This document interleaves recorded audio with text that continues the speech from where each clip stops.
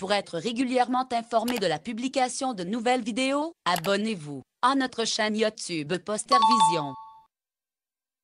Les apophyésoses de croissance sont un motif fréquent de consultation en pédiatrie. Elles font partie du vaste groupe des ostéochondroses. Une apophyse est une protubérance de l'os à l'insertion d'un tendon ou d'un ligament, de nature cartilagineuse. Chez le petit enfant, siège d'une ossification chondrale au cours de la croissance. Les apophyésoses correspondent à un trouble de cette ossification, l'origine microtraumatique semble avérée. La maladie d'Osgood-Schletter est un trouble de la croissance osseuse, localisé au niveau du genou. Maladie assez fréquente, elle est bénigne dans 98% des cas. Survient le plus fréquemment chez les garçons de 11 à 15 ans. Certains garçons plus jeunes ou des filles peuvent cependant parfois en souffrir. Elle est généralement causée par une surutilisation du genou et touche donc plus volontiers les enfants pratiquant des sports où les impulsions sont importantes. Basketball, volleyball, football, tennis, gymnastique. Lors d'une pratique sportive intensive, le cartilage de croissance est soumis de façon répétée à des microtraumatismes, ce qui provoque une inflammation locale douloureuse. Et des problèmes d'ossification. Elle fait suite à des poussées de croissance qui modifient rapidement la composition du genou. Les principaux facteurs de risque de la maladie d'Osgood-Schletter.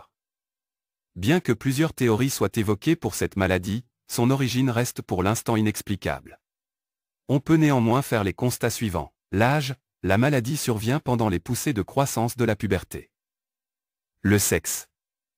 Même si l'écart entre les sexes se rétrécit, la maladie est plus fréquente chez les garçons.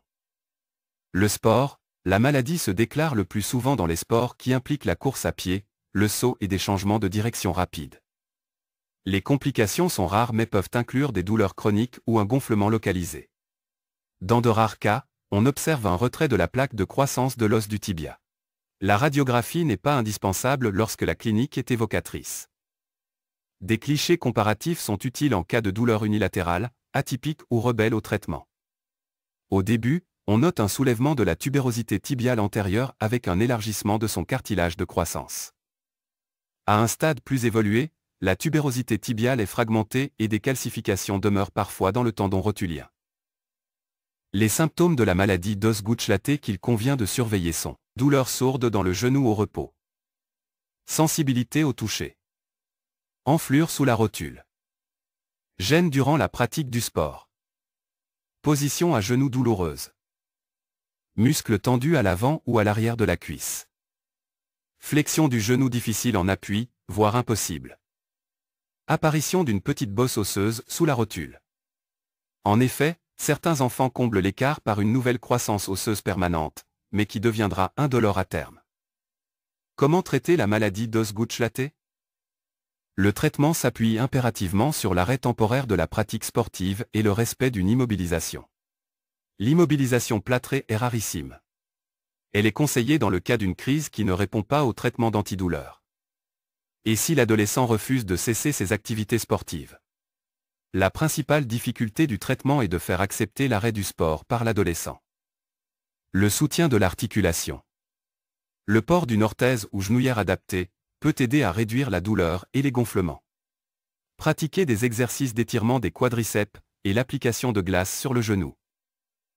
Le traitement médicamenteux. Selon le cas, le médecin peut prescrire des antalgiques à base de paracétamol ou des anti-inflammatoires non stéroïdiens. Pour calmer la douleur. Le traitement chirurgical. Si les os et les tendons ne guérissent pas correctement, la chirurgie peut être nécessaire mais n'est presque jamais utilisée. Dans tous les cas, elle ne doit jamais être réalisée avant la fin de la croissance.